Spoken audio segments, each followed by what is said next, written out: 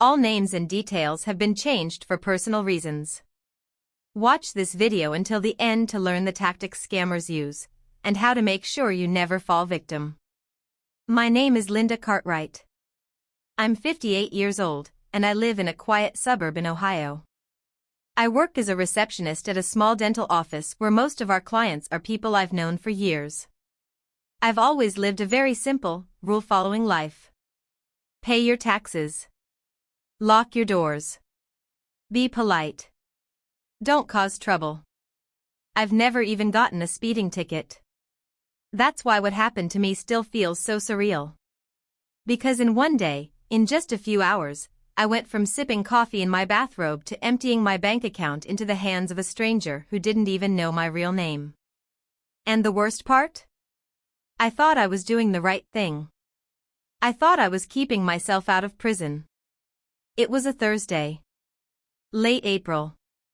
I had the day off, and I remember it so clearly because I had a long list of chores to do: laundry, a grocery run, and finally cleaning out the guest room that had turned into a storage closet. I had just poured myself a cup of coffee, turned on the news in the background, and sat down with my notepad to make a to-do list. Then my phone rang. I looked at the screen. It said US Gov't. I immediately sat up straighter. I felt my heart skip just a little. I didn't think anything bad, maybe it was a census thing, or Social Security, or some kind of verification. But when I answered, everything changed. The voice on the other end was male. Very official. Very cold. This is Officer Daniel Wright with the Internal Revenue Service. Am I speaking to Linda Cartwright? I answered, cautiously, yes. Ms. Cartwright, we are contacting you regarding serious discrepancies in your federal tax filings from the years 2021 and 2022. This is an urgent legal matter. We have attempted to reach you multiple times, and because you have failed to respond, a federal warrant has now been authorized for your arrest. My blood turned to ice. I literally forgot to breathe. What? A federal arrest warrant. Due to the suspected fraud and evasion in your recent tax filings. This is your final chance to resolve this before agents are dispatched to your location. I blinked. The coffee mug in my hand began to tremble slightly. I've never. I always pay. I haven't done anything wrong. His voice didn't soften. That's not for me to decide. My job is to inform you that you're under legal scrutiny and are being given a very narrow window of opportunity to resolve this, voluntarily. Then he said something that made my heart race even faster. Let me be clear, ma'am. If this call is disconnected or interrupted, the system automatically flags you as non-cooperative, and your file is transmitted directly to federal enforcement. Do you understand? I was frozen. And I was terrified. Yes, I whispered. I sat on the edge of my couch, clutching my phone like it was the only thing keeping me out of prison. Officer Wright spoke in a calm, rehearsed tone, not rude, but firm. I felt like I was talking to someone in a courtroom. Miss Cartwright, before I proceed with reading the details of the charges against you, I need to verify your identity.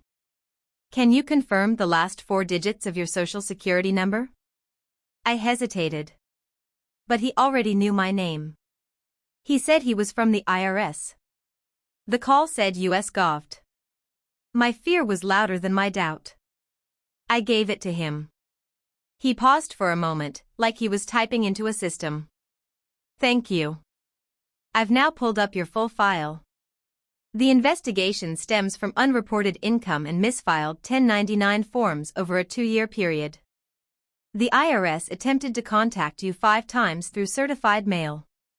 One of those letters was signed for at your address. I blinked. That's not possible. I don't remember getting anything like that. You can dispute that in court. But if you want to avoid legal escalation, I can walk you through the voluntary resolution process. Once started, it temporarily pauses the warrant. He made it sound like he was helping me. Like he was trying to save me from something worse. Then he dropped the bomb. The total outstanding balance is $4,732. This includes unpaid taxes, late penalties, and audit processing fees. Normally, once this goes to court, the amount doubles. I felt sick. Now, Ms. Cartwright, are you willing to resolve this today to avoid further legal action? I couldn't speak. So I just nodded. Then realized he couldn't see me. Yes, I finally said. Yes, please. I didn't do anything wrong. I want to fix this. Very well. Let me explain how we process this. That's when the first real red flag should have gone off. But I was too deep in fear to see it. For fraud-linked cases under preliminary legal review, we're required to collect payment through approved third-party processing vouchers. These are prepaid government-verified cards, commonly referred to as gift cards, that can be entered into our federal system to place a temporary hold on your file. Gift cards? I asked, confused. Yes, ma'am. This system allows tracking, encryption, and secure resolution. Checks and personal cards are no longer accepted under legal inquiry. This is federal protocol. Do you understand? I didn't. Not really. But I said yes. He continued. You will need to go to a local Target or CVS and purchase 4 $500 gift cards, Amazon, Apple, or Google Play. Do not mention that you are paying the IRS. These cases are sensitive and confidential. Telling anyone, including store clerks, may compromise the investigation. My mind was spinning. But I just wanted this nightmare to end. Okay, I whispered. I'll remain on the line with you. Put me on speaker and do not disconnect. I grabbed my purse, my keys, and left the house shaking. I didn't even change out of my slippers. I don't think I've ever driven so nervously in my life. My hands were gripping the steering wheel so tightly that my knuckles were white. Officer Wright was still on speaker, reminding me to stay calm, not to talk to anyone, and above all, do not hang up the phone. You're doing the right thing, Ms. Cartwright, he said. Once this is resolved, we'll email you an official letter of clearance. It sounded so official, so final. I just kept thinking, if I do this, it'll all be over. No police. No courtroom. No embarrassment. When I arrived at the Target, he said. Get 4 gift cards, each worth $500. Don't draw attention. If the cashier asks, say they're for your family.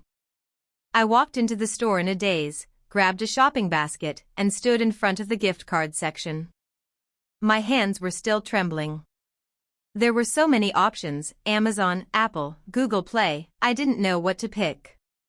Get Amazon, he said. Those process the fastest. So I did.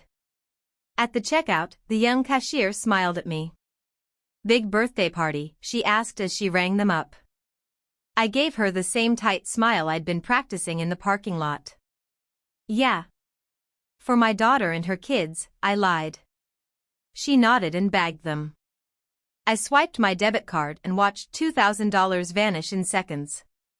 Once back in the car, I told Officer Wright I had them. He was pleased. Excellent. Please scratch the protective strips off the backs and read me each code carefully. I hesitated. Now? Yes, immediately. We have to input them into the system before the IRS compliance window closes. So I sat there, in the front seat of my Toyota, scraping silver stickers off the backs of 4 Amazon gift cards with a spare house key. Each time I read a code, he repeated it back to confirm it. When I finished the last one, I exhaled, for the first time in what felt like an hour. Great work, Ms. Cartwright. Now, let's proceed with the next step. I blinked. Next step? I thought that was it. No, ma'am. That was the initial bond. Your total amount owed is $4,732, remember? We still have $2,732 to clear. I froze. I had just spent everything that was in my checking account. I told him that. Then use your credit card. You can pay it off once the IRS returns your refund. I'll stay on the line. I didn't know what else to do. My brain wasn't working like it usually does. It was like I was underwater. I drove to a CVS. Same routine. Gift cards. Lie to the cashier. Read the codes in the parking lot. Then Best Buy. Then Walgreens. By the end of the day, I had visited 5 different stores. I had maxed out my credit card and emptied my savings. I had given away $8,000 worth of codes. And still, he said there were processing fees. Just $500 more to complete the legal closure, he said gently. Then you're safe. I agreed. Like a sleepwalker. Because I believed I was almost free. It was just after 7 p.m. by the time I got back home. I hadn't eaten all day. My head was pounding, and I felt sick to my stomach. But I still clutched my phone like it was a lifeline. Officer Wright had just taken the final $500 in codes. He actually thanked me, for being cooperative and trusting the process. Your payment has been received. The bond is now complete. The final step is for our clearance officer to call you within the next 30 minutes to issue a formal release notice. Once you receive that, your case will be closed. I let out a long breath. Finally. It was almost over. Thank you, I whispered. You did the right thing, he said. Stay by your phone. The officer will call from a private number. And then, click. The call ended. I sat on the couch, staring at the screen, waiting for the next call. 10 minutes passed. Then 20. Then 40. No one called. I tried to call him back. The number said, "This number is no longer in service." I tried again. Same message. That's when it hit me. Like a bucket of ice water over my head. It was all a lie. My hands started to shake uncontrollably. I went to the kitchen and drank a glass of water, but it didn't help. I couldn't stop the flood of thoughts.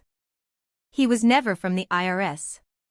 He knew my name, but that's public record. US Goft was spoofed. Gift cards? Seriously? How did I believe that? I opened my laptop and searched. IRS gift card scam. The first headline read, "If someone asks you to pay the IRS in gift cards, it's a scam." I clicked on it. My stomach dropped. Everything he'd said, the exact phrases, the tone, the order of events, it was all there. A script. Word for word. I had been played. I curled up on the couch and cried so hard I couldn't breathe. I didn't sleep that night. Not even for a minute. I sat on the couch, staring at nothing, replaying everything he had said to me, every instruction I followed, every lie I believed, every dollar I handed over. At 6:15 a.m., the sun started to rise, casting a pale light into my living room. I looked around at the silence and the stillness and realized that my world hadn't just been shaken, it had been cracked open. I had lost $8,000. Money I had saved for my daughter's birthday. Money I was setting aside to finally get my crown replaced at the dentist. Money I couldn't afford to throw away. I felt humiliated. I didn't go to work. I didn't call in sick. I just didn't show up. And when my daughter called me around 9 a.m. to ask if I was okay, I lied. "I'm just a little under the weather," I said, my voice thin and dry. How could I tell her what had really happened? That her 58-year-old mother, who taught her to never trust strangers, had just handed thousands of dollars to a scammer with a fake badge number? But as the morning wore on, I realized I couldn't keep it to myself forever. I needed to report it. I needed to tell someone. Even if I'd never get the money back, maybe I could stop this man from doing it to someone else. So I pulled up the website I saw the night before, ftc.gov, and filed a report. Then I submitted a detailed complaint through ic3.gov, the FBI's Internet Crime Complaint Center.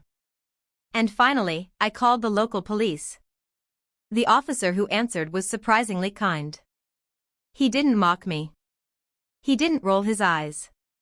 He simply said, "Ma'am, you're not the first. And unfortunately, you won't be the last. These guys do this for a living. They're very good at what they do. It's not your fault." I broke down crying again. But this time, it was different. Not out of shame, but out of release. It's been 3 months since that day. The day I lost $8,000. The day I lost a piece of my trust in the world. The money is gone. The police told me recovery was unlikely. The scammers usually route those gift card balances through multiple buyers and fake storefronts overseas. By the time you even realize you've been tricked, it's already too late. I didn't tell many people at first. Just my daughter.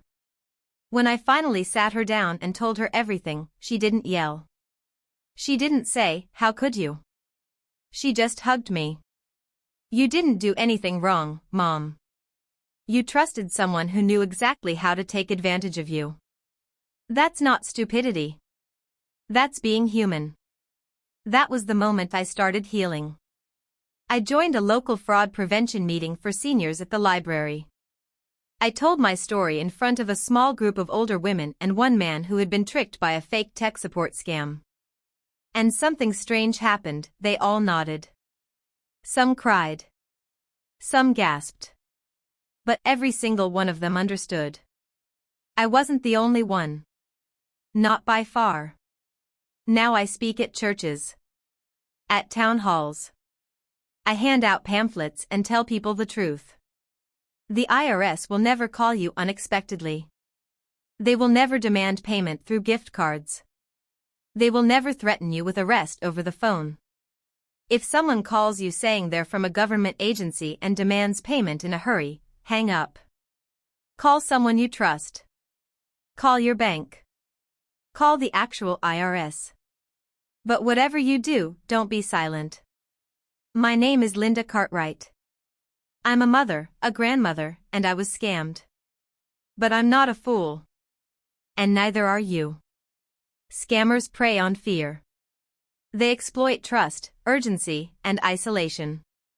But the more we talk about it, the harder we make their job. So if you've made it this far into my story, please, like this video, share it, leave a comment if this ever happened to you or someone you love.